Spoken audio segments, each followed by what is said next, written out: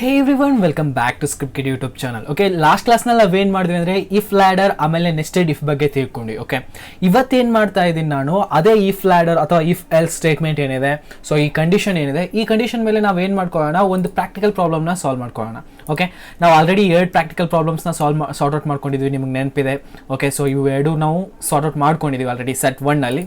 So set 2ನಲ್ಲಿ ನಾವೇನು ಮಾಡ್ತಾ ಇದ್ವಿ, ಇಫ್ ಕಂಡೀಷನ್ ರಿಲೇಟೆಡ್ ಏನು ಪ್ರಾಕ್ಟಿಕಲ್ ಪ್ರಾಬ್ಲಮ್ ಇದೆ ಅದನ್ನು ನಾವು ಇವತ್ತು ಸಾರ್ಟ್ ಔಟ್ ಮಾಡ್ಕೊತಾ ಇದ್ವಿ. ಓಕೆ, ಸೊ ಸ್ಟಾರ್ಟಿಂಗ್ನಲ್ಲೇ ಆ್ಯಸ್ ಯೂಶುವಲ್ ನಾನು ಏನು ಮಾಡ್ತೀನಿ, ಪ್ರಾಕ್ಟೀಸ್ ಸೆಟ್ ಕ್ವಶನ್ ಇರುತ್ತೆ, ಅದನ್ನು ವಿಡಿಯೋ ಸ್ಟಾರ್ಟ್ ಆಗೋಕ್ಕಿಂತ ಮುಂಚೆನೇ ಹೇಳ್ತೀನಿ.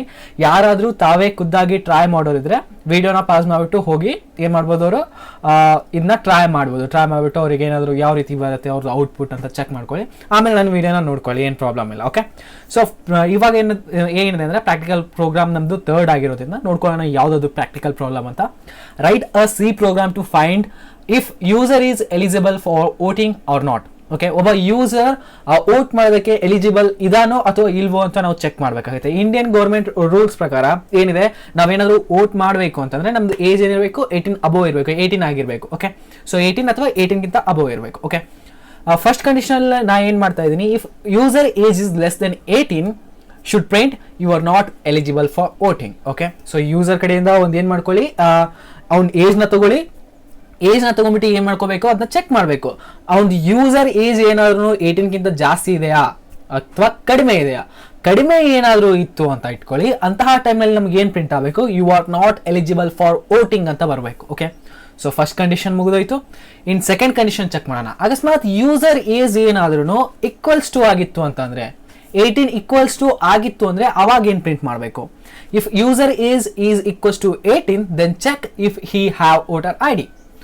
ಏಜ್ ಏನೋ 18 ಈಕ್ವಲ್ ಇದೆ, ಬಟ್ ಅವನ್ನ ಕೇಳಿ ಅವನ ಹತ್ರ ವೋಟರ್ ಐ ಡಿ ಇದೆಯಾ ಅಥವಾ ಇಲ್ವಾ ಅಂತ. Okay, so if he have voter I D print you are eligible for voting. Okay, so ಅವನ ಹತ್ರ ಏನು ವೋಟರ್ ಐ ಡಿ ಇತ್ತು ಅಂತಂದ್ರೆ ಅವನಿಗೆ ಹೇಳಿ you are eligible for voting. ಅಕಸ್ಮಾತ್ ಅವನ ಹತ್ರ ಏನಾದರೂ ವೋಟರ್ ಐ ಡಿ ಇದ್ದಿಲ್ಲ ಅಂತಂದ್ರೆ, if you don't have print apply for voter I D and try next time. Okay, so 18 equals to ಅಂದರೆ ಅದೇ ಫಸ್ಟ್ ವೋಟಿಂಗ್ ಆಗುತ್ತೆ ಅವ್ರದ್ದು.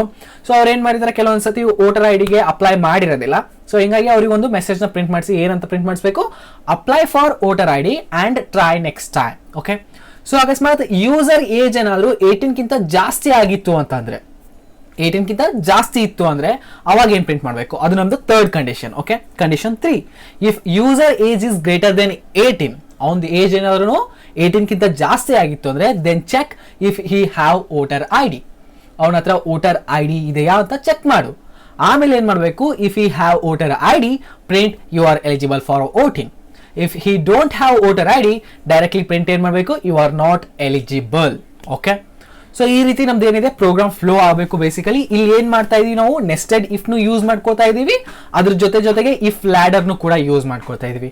ಇಫ್ ಲ್ಯಾಡರ್ ಎಲ್ಲಿದ್ದಾವೆ, ಇವು 3 ಕಂಡೀಷನ್ಸ್ ಏನಿದಾವಲ್ಲ, ಇವು ನಮ್ದು if ladder. Okay, so condition 2 ಒಳಗಡೆ ಮತ್ತೆ ನಾನು 2 ಕಂಡೀಷನ್ ಹಾಕ್ತೀನಿ.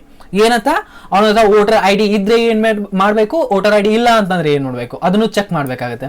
ಸೊ ಇದು ಬಂದ್ಬಿಟ್ಟು ನಮ್ಮ ಕಂಡೀಷನ್ ನಲ್ಲೇ ಮತ್ತೊಂದು ಕಂಡೀಷನ್. ಓಕೆ, ಸೊ 3rd ನಲ್ಲೂ ಕೂಡ ಅದೇ ಸೇಮ್ ಮಾಡಿದೀನಿ, ಕಂಡೀಷನ್ ಒಳಗಡೆ ಮತ್ತೊಂದು condition, that means nested if. Okay, nested ಇಫ್ನು ಯೂಸ್ ಮಾಡ್ತೀವಿ, ಆಮೇಲೆ ಇಫ್ ಲ್ಯಾಡರ್ನು ಕೂಡ ಯೂಸ್ ಮಾಡ್ಕೋತೀವಿ ಒಂದೇ ಪ್ರೋಗ್ರಾಮ್ನಲ್ಲಿ. ಸೊ ಹಿಂಗಾಗಿ ನಿಮಗೆ ಈಸಿಯಾಗಿ ಅಂಡರ್ಸ್ಟ್ಯಾಂಡ್ ಆಗುತ್ತೆ ಇಫ್ ಲ್ಯಾಡರ್ ಅಂದ್ರೆ ಏನು, ನೆಸ್ಟೆಡ್ ಇಫ್ ಅಂದ್ರೆ ಏನು, ಯಾವ ರೀತಿ ನಾವು ಇಫ್ ಕಂಡೀಷನ್ಸ್ನ ಯೂಸ್ ಮಾಡ್ಕೋತೀವಿ ಅಂತ ಕಂಪ್ಲೀಟ್ ಇನ್ಫಾರ್ಮೇಷನ್ ಸಿಗುತ್ತೆ ನಿಮಗೆ. So without wasting any time start ಮಾಡೋಣ. Let's get started.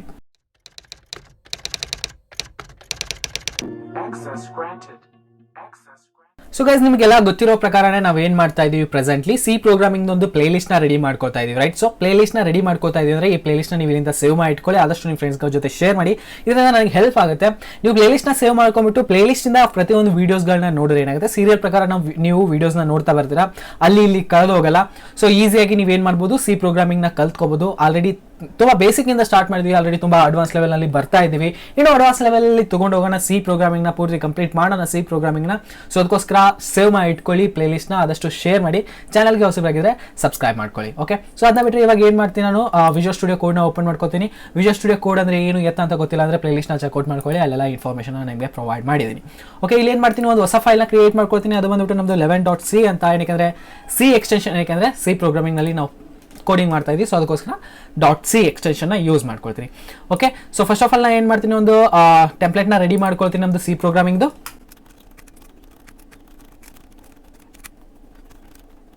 ಆಲ್ರೈಟ್, ನಮ್ದು ಸಿ ಪ್ರೋಗ್ರಾಮಿಂಗ್ ಏನಿದೆ ಟೆಂಪ್ಲೇಟ್ ಇವಾಗ ರೆಡಿ ಇದೆ. ಓಕೆ, ಇವಾಗ ನಾನು ಏನು ಮಾಡ್ತೀನಿ ಅಂತಂದರೆ ಫಸ್ಟ್ ಆಫ್ ಆಲ್ ನಾನು ಯೂಸರ್ ಕಡೆಯಿಂದ ಏಜ್ನ ತಗೋಬೇಕು. ಸೊ ಅದಕ್ಕೋಸ್ಕರ ನಾನು ಏನು ಮಾಡ್ತೀನಿ, ಇಲ್ಲಿ ಒಂದು ಇಂಟ್ನಲ್ಲಿ ಏಜ್ ಅಂತ ವೇರಿಯೇಬಲ್ನ ಕ್ರಿಯೇಟ್ ಮಾಡ್ಕೊಳ್ತೀನಿ. ಓಕೆ, ಸೊ ಅದಾದಮೇಲೆ ಅವನ ಹತ್ರ ವೋಟರ್ ಐ ಡಿ ಇದೆಯೋ ಇಲ್ವೋ ಅಂತ ಚೆಕ್ ಮಾಡಬೇಕು. ಸೊ ಅದಕ್ಕೋಸ್ಕರ ನಾನು ಇವೇನು ಮಾಡ್ತೀನಿ, ಇಲ್ಲಿ CHAR ಕ್ಯಾರ್ನ ಯೂಸ್ ಮಾಡ್ಕೊಂಬಿಟ್ಟು ಒಂದು ಕ್ಯಾರೆಕ್ಟರ್ ಟೈಪ್ ವೇರಿಯೇಬಲ್ನ ಯೂಸ್ ಮಾಡ್ಕೊಳ್ತೀನಿ. ಇಲ್ಲಿ ಏನಂತ ಕೊಡ್ತೀನಿ ಅಂತಂದರೆ ಐ ಡಿ ಅಂತ ಕೊಡ್ತೀನಿ. Okay, so I D that's it, ಮತ್ತೇನು ಕೊಡಲ್ಲ. ಸೊ 2 ವೇರಿಯೇಬಲ್ಸ್ನ ಏನು ಮಾಡ್ಕೊಂಡಿದ್ದೀನಿ, ಇಲ್ಲಿ ಡಿಕ್ಲೇರ್ ಮಾಡ್ಕೊಂಡಿದ್ದೀನಿ.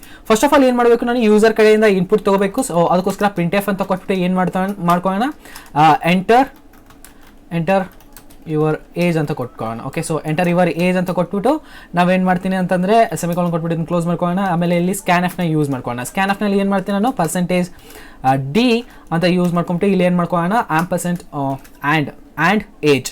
ಓಕೆ, ಸೊ ಯೂಸರ್ ಏಜ್ನ ನಾವು ಏನು ಮಾಡ್ಕೊಂಡ್ವಿ, ಇಲ್ಲಿ ಗ್ಯಾದರ್ ಮಾಡ್ಕೊಂಡ್ರೆ ತೊಗೊಂಡ್ವಿ, ಇನ್ಪುಟ್ ತೊಗೊಂಡ್ವಿ. ಓಕೆ, ಸೊ ಏಜ್ ಇವಾಗ ಸಿಕ್ಕಿದೆ ನಮಗೆ.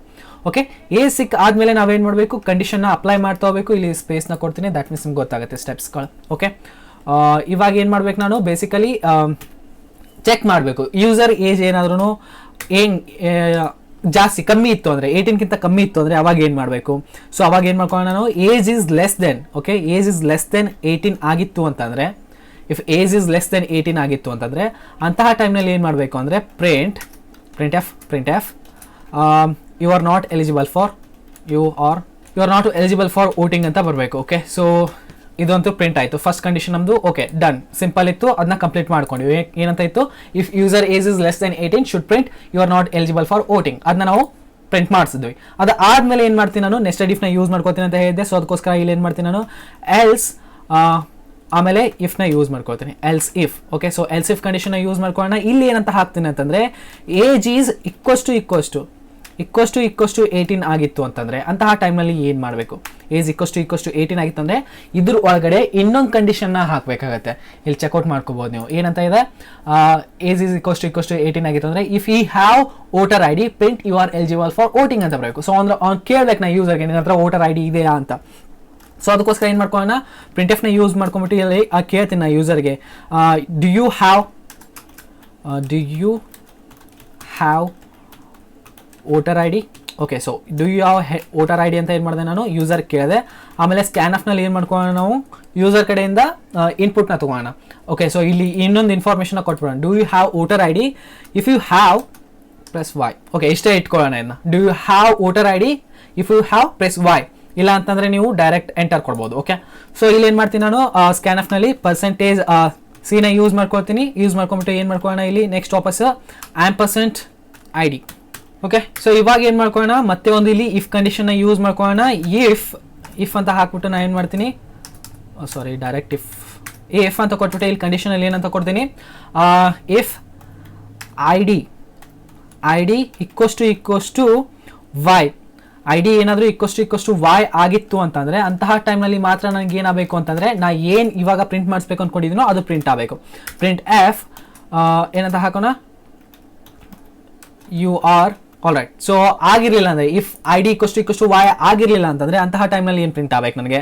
ಸೊ ಅದಕ್ಕೋಸ್ಕರ ನಾನು ಏನು ಮಾಡ್ತೀನಿ, ಎಲ್ಸ್ನ ಯೂಸ್ ಮಾಡ್ಕೊಳ್ತೀನಿ. ಸೊ ಎಲ್ಸ್ನಲ್ಲಿ ನಾನು ಏನು ಮಾಡ್ಕೊಳ್ಳೋಣ, ಓಕೆ, ಸೊ ಎಲ್ಸ್ನಲ್ಲಿ ಪ್ರಿಂಟ್ ಎಫ್ ಅಂತ ಕೊಟ್ಬಿಟ್ಟು printf apply for voter I D, APPLY apply for voter I D. Okay, so apply for voter I D ಅಂತ ಕೊಟ್ಟೆ, \n. ಓಕೆ, ಸೊ ಇವಾಗ ಏನಾಯಿತು, ನಮ್ಮದು 2 ಕಂಡೀಷನ್ ಸ್ಯಾಟಿಸ್ಫೈ ಆಗಿದ್ದಾವೆ. ಓಕೆ, ಸೊ ಫಸ್ಟ್ ಕಂಡೀಷನ್ ನಾವೇನು ಮಾಡಿದ್ವಿ, ಪ್ರಿಂಟ್ ಮಾಡಿಸಿದ್ವಿ you are not eligible for voting ಅಂತ. ಏಜ್ ಏನಾದ್ರೂ 18ಗಿಂತ ಕಡಿಮೆ ಆಗಿತ್ತು ಅಂದರೆ, ಏಜ್ ಈಕ್ವಸ್ ಟು 18 ಆಗಿತ್ತು ಅಂದರೆ ಚೆಕ್ ಮಾಡಬೇಕು. ಆಮೇಲೆ apply for voter I D ಅಂತ ಕೊಡಬೇಕು. ಅಕಸ್ಮಾತ್ ಅವನ ಹತ್ರ ವೋಟರ್ ಐ ಡಿ ಇರಲಿಲ್ಲ ಅಂತಂದರೆ, if user age is greater than 18 ಆಗಿತ್ತು ಅಂದರೆ ಆ ಟೈಮಲ್ಲಿ ಏನು ಮಾಡಬೇಕು, ಅವನ ಹತ್ರ ವೋಟರ್ ಐ ಡಿ ಇದ್ದರೆ you are eligible for voting ಅಂತ ಕೊಡಬೇಕು. ಇಲ್ಲ ಅಂತಂದರೆ ಯು ಆರ್ ನಾಟ್ ಎಲಿಜಿಬಲ್ ಅಂತ ಕೊಡಬೇಕು. ಓಕೆ, ಸೊ ಇವಾಗ ಥರ್ಡ್ ಕಂಡೀಷನ್ ಮೇಲೆ ವರ್ಕ್ ಮಾಡೋದಾದರೆ ಇಲ್ಲೇನು ಮಾಡ್ತೀನಿ, ಮತ್ತೊಂದು ಎಲ್ಸ್ ಇಫ್ನ ಯೂಸ್ ಮಾಡ್ಕೊಳ್ತೀನಿ ನಾನು. ಸೊ ಎಲ್ಸ್ ಇಫ್ನಲ್ಲಿ ಕಂಡೀಷನ್ ಏನಂತ ಹಾಕೋಣ, age is greater than 18. Wait a minute, ನಾನು ಮೇಲ್ಗಡೆ ಗ್ರೇಟರ್ ದೆನ್ ಕೊಟ್ಟಿದ್ನೋ ಸ್ಮಾಲರ್ ದೆನ್ ಕೊಟ್ಟಿದ್ನೋ, ಓಕೆ ಸ್ಮಾಲರ್ ದೆನ್ ಕೊಡಬೇಕಾಯ್ತು. Okay, so greater than 18. ಅದಾದಮೇಲೆ ನಾನು ಏನು ಮಾಡ್ತೀನಿ, ಕೋಡ್ನಲ್ಲಿ ಏನಂತ ಕೊಡೋಣ, ಮತ್ತೊಂದು ಇಫ್ ಕಂಡೀಷನ್ನ ಯೂಸ್ ಮಾಡ್ಕೊಳ್ತೀನಿ. ಇಲ್ಲಿ ಇಫ್ ಕಂಡೀಷನಲ್ಲಿ ಏನಂತ ಕೊಡ್ತೀನಿ, ಕ್ಯಾರ್ನ ಯೂಸ್ ಮಾಡ್ಕೋತಾ ಇದೀವಿ, ರೈಟ್. ಸೊ ಅದಕ್ಕೋಸ್ಕರ ಏನು ಮಾಡ್ಕೊಳ್ಳೋಣ, ಇಫ್ ಕಂಡೀಷನಲ್ಲಿ ಅದಕ್ಕಿಂತ ಮುಂಚೆ ಪ್ರಿಂಟ್ ಕೂಡ ಮಾಡಿಸ್ಬೇಕಾಗತ್ತೆ. ಸೊ ಪ್ರಿಂಟ್ ಎಫ್ನಲ್ಲಿ ಏನಂತ ಕೊಡ್ತೀನಿ, do you have, so voter I D ಅಂತ ಕೊಟ್ಟೆ. ಕಂಪ್ಲೀಟಾಗಿ ಕಾಪಿ ಮಾಡ್ಕೊಂಬಿಡೋಣ, ಸುಮ್ಮನೆ ಯಾಕೆ ಟೈಮ್ ವೇಸ್ಟ್ ಮಾಡೋದು, ರೈಟ್. ಸೊ ಇಲ್ಲಿಂದ ಇದನ್ನ ಏನು ಮಾಡ್ಕೊಳ್ಳೋಣ, ಮೇಲೆ ಇದನ್ನೇ ಇಲ್ಲಿಂದ ಇಲ್ಲಿವರೆಗೂ ಕಂಪ್ಲೀಟಾಗಿ ಕಾಪಿ ಮಾಡ್ಕೊಂಬಿಟ್ಟು ಇಲ್ಲಿ ಪೇಸ್ಟ್ ಮಾಡ್ಕೊಂಡ್ಬಿಡ್ತೀನಿ. That's it. Okay, great. So double payment ಆಯಿತು. ಓಕೆ, ಸೊ ಇವಾಗ ಏನು ಮಾಡ್ಕೊಳ್ಳೋಣ, if I D equals to Y. So ಅಂತಹ ಟೈಮಲ್ಲಿ ಮಾತ್ರ ನನಗೇನಾಗಬೇಕು, ಇಲ್ಲಿ ಬೇಸಿಕಲಿ ಕೋಡ್ನಲ್ಲಿ ನಾನು ಏನು ಕೊಡ್ತೀನೋ ಅದು ಪ್ರಿಂಟ್ ಆಗಬೇಕು. ಓಕೆ, ಸೊ ಪ್ರಿಂಟ್ ಎಫ್ ಅಂತ ಕೊಟ್ಬಿಟ್ಟು you are eligible for voting ಅಂತ ಕೊಡಬೇಕು. ಓಕೆ, ಸೊ \n ಅಂತ ಯೂಸ್ ಮಾಡ್ಕೊಳ್ತೀನಿ, ಸೆಮಿಕಾಲನ್ ಕೊಟ್ಟು ಕ್ಲೋಸ್ ಮಾಡ್ಕೊಳ್ತೀನಿ. ಅದಾದಮೇಲೆ ಅಕಸ್ಮಾತ್ ವೋಟರ್ ಐ ಡಿ ಇರಲಿಲ್ಲ ಅಂತಂದರೆ ಅವನ ಹತ್ರ ಏನಾಗಬೇಕು, ಸೊ ಇಲ್ಲಿ ವಾಯ್ನ ಡಬಲ್ ಕೋಟ್ ಅಥವಾ ಸಿಂಗಲ್ ಕೋಟ್ನಲ್ಲಿ ಕೊಡಬೇಕು, ನೆನಪಿರಲಿ. ಸೊ ಏನಕ್ಕೆ ಅಂದರೆ ಅದೊಂದು ಕ್ಯಾರೆಕ್ಟರ್, ರೈಟ್. ಸೊ ಅದಾದಮೇಲೆ ಎಲ್ಸ್ನ ಯೂಸ್ ಇಫ್ ALSE ಎಲ್ಸ್ನ ಯೂಸ್ ಮಾಡ್ಕೊಂಬಿಟ್ಟು ನಾನು ಏನು ಮಾಡ್ಕೊಳ್ತೀನಿ, ಇಲ್ಲಿ printf you are not eligible for voting ಅಂತ ಕೊಡ್ತೀನಿ. ಓಕೆ, ಸೊ ಇಷ್ಟು ಕೊಟ್ಬಿಟ್ಟಿದ್ದನ್ನ ಸೆಮಿಕಾಲನ್ ಕೊಟ್ಟು ಕ್ಲೋಸ್ ಮಾಡ್ಕೊಳ್ತೀನಿ. That's great. ಇಲ್ಲಿವರೆಗೂ ಎಲ್ಲ ಚೆನ್ನಾಗಿದೆ. ಓಕೆ, ವರ್ಕ್ ಆಗ್ತಾಯಿದೆ ಅಂತ ಅನ್ಕೊತೀನಿ. ನಾನು 3 ಕಂಡೀಷನ್ ಏನು ಮಾಡಿದ್ದೀನಿ, ಸ್ಯಾಟಿಸ್ಫೈ ಮಾಡಿಸಿದ್ದೀನಿ. ಇವಾಗ ರನ್ ಮಾಡಿಬಿಟ್ಟು ನೋಡೋಣ ಒಂದ್ಸತಿ ಯಾವ ರೀತಿ ಕಾಣಿಸುತ್ತೆ ನಮ್ದಂತ. ಸೇವ್ ಮಾಡ್ಕೊಳ್ತೀನಿ, ಇದನ್ನ ಸೇವ್ ಮಾಡ್ಕೊಂಬಿಟ್ಟು ರನ್ ಅಂತ ಕೊಡ್ತೀನಿ. ಓಕೆ, ರನ್ ಅಂತ ಕೊಟ್ಟಾಗ ನೋಡೋಣ ಏನು ಬರುತ್ತೆ. ಸೊ ಎಂಟರ್ ಯುವರ್ ಏಜ್ ಅಂತ ಬಂದು ನಾನು ಏನು ಮಾಡ್ತೀನಿ, 12 ಅಂತ ಕೊಡ್ತೀನಿ. ಓಕೆ, ಸೊ 12 ಅಂತ ಕೊಟ್ಟೆ. You are not eligible for voting. First condition ನಮ್ದು ಏನಾಯಿತು, ಸ್ಯಾಟಿಸ್ಫೈ ಆಯಿತು. ಇನ್ನೊಂದ್ಸತಿ ರನ್ ಮಾಡೋಣ. ಇವಾಗ ಏನು ಮಾಡ್ತೀನಿ, ಈಕ್ವಸ್ ಟು 18 ಕೊಡ್ತೀನಿ, ಎಂಟರ್ ಕೊಟ್ಟೆ. Okay, do you have voter I D? If you have press Y, apply for voter I D. So guys, ಇಲ್ಲಿ ಒಂದು ಸ್ಮಾಲ್ ಮಿಸ್ಟೇಕ್ ಮಾಡಿದ್ದೀನಿ. ಏನಪ್ಪ ಅಂತಂದರೆ ನಾನು ಫಾರ್ಮೆಟ್ ಸ್ಪೆಸಿಫೈರ್ನ ಸ್ಟ್ರಿಂಗ್ ಆಗಿ ಯೂಸ್ ಮಾಡ್ಕೋಬೇಕು, ಬಟ್ ಇಲ್ಲಿ ನಾನು ಏನು ಮಾಡಿದ್ದೀನಿ, ಕ್ಯಾರೆಕ್ಟರ್ ಆಗಿ ಯೂಸ್ ಮಾಡ್ಕೊಂಡಿದ್ದೀನಿ. So let me change it to string. Format specifier ಬಗ್ಗೆ ನಾನು ಇನ್ನೂ ನಿಮಗೆ ಹೇಳಿಲ್ಲ, ಇನ್ ಫ್ಯೂಚರ್ನಲ್ಲಿ ಬರುತ್ತೆ. ಸೊ ಸ್ಟ್ರಿಂಗ್ ಬೇಸಿಕಲಿ ಏನಪ್ಪ ಅಂತಂದರೆ ಒಂದು ಡಬಲ್ ಕೋಟ್ನಲ್ಲಿ ಏನೇ ಕೊಟ್ಟರು ಅದು ಸ್ಟ್ರಿಂಗ್. ಓಕೆ, ಸೊ ಆ ಸ್ಟ್ರಿಂಗ್ ಅಂತ ಹೇಳ್ಬೋದು.